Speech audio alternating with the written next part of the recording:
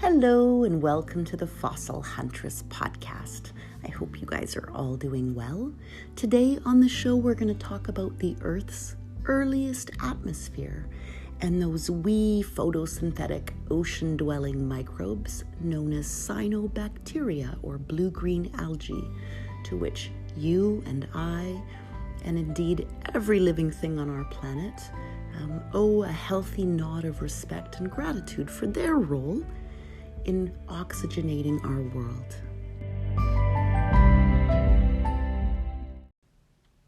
Half a billion years after the Earth's formation, it was a very different world, but we begin to see the first stable gases enveloping our planet.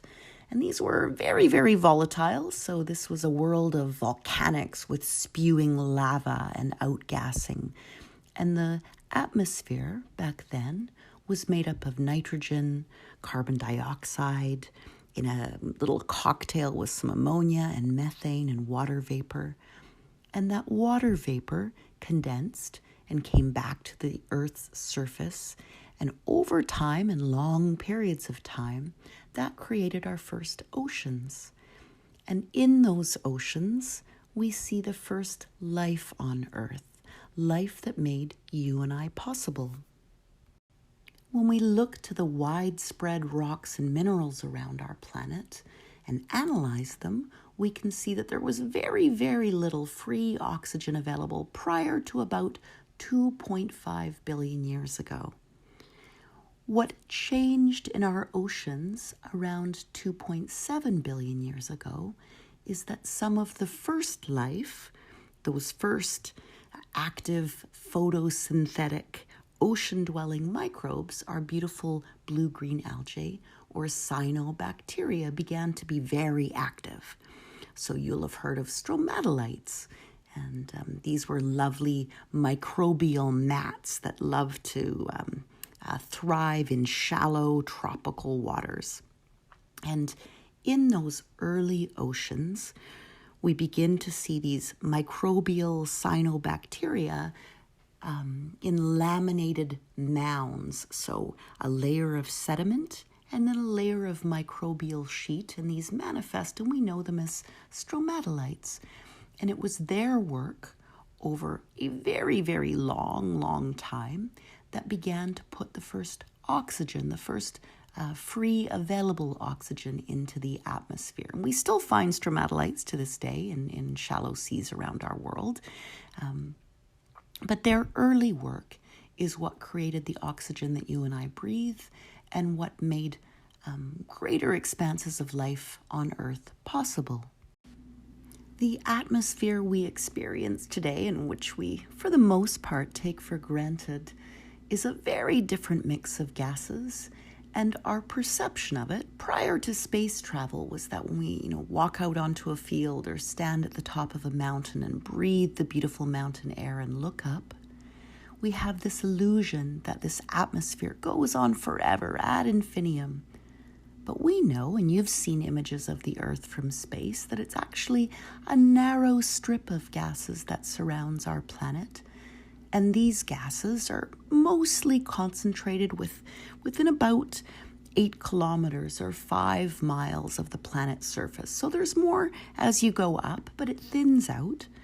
And today, our atmosphere, there's still a healthy amount of nitrogen. It's dominated by nitrogen, but there's a huge amount of oxygen. So today's atmosphere is made up primarily of nitrogen, so about 78% by volume. And then the next big win for us that makes you and I possible is oxygen, which is about 21% of our atmosphere. And then argon, and then carbon dioxide, and then wee little bits of other gases that make up the mix. And that thin strip of atmosphere enveloping the planet today makes life possible today, and is a remarkable shift in our world, all of which began, I suppose we can thank the volcanoes first for their outgassing, and then that outgassing creating the oceans, but it's cyanobacteria that really win the day. in today's atmosphere, if we want to improve the quality of it, aside from stopping the release of pollutants which damage our world and our ozone, today we'd want to plant trees. And if we could colonize more cyanobacteria, so be it. But the easiest way for us today to change the atmosphere and produce more oxygen is with our lovely forests. And we're starting to do that now.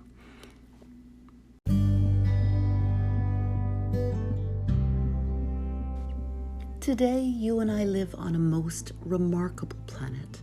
Earth has a breathable atmosphere.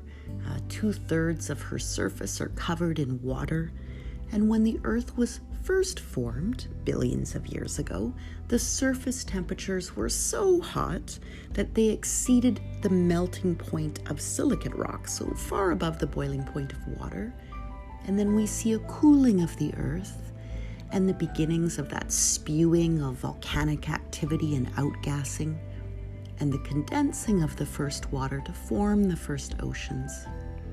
And in those first ancient oceans, we see the beginnings of life in cyanobacteria, producing oxygen over time that would allow other forms of life until we get to today, where we live in a remarkable planet that we need to take care of and be good to, that provides terrestrial life and life in our oceans, a breathable atmosphere, and evolution to a place where you and I can now be connected today using technology that, we can thank Steve Jobs and a few others, but it's really remarkable that all of these pieces have come together in a perfect cosmic poetry from that earliest atmosphere to the world that we live in today. So I'll leave it there, and thank you for listening, and I'll talk to you guys all very soon. Bye-bye now.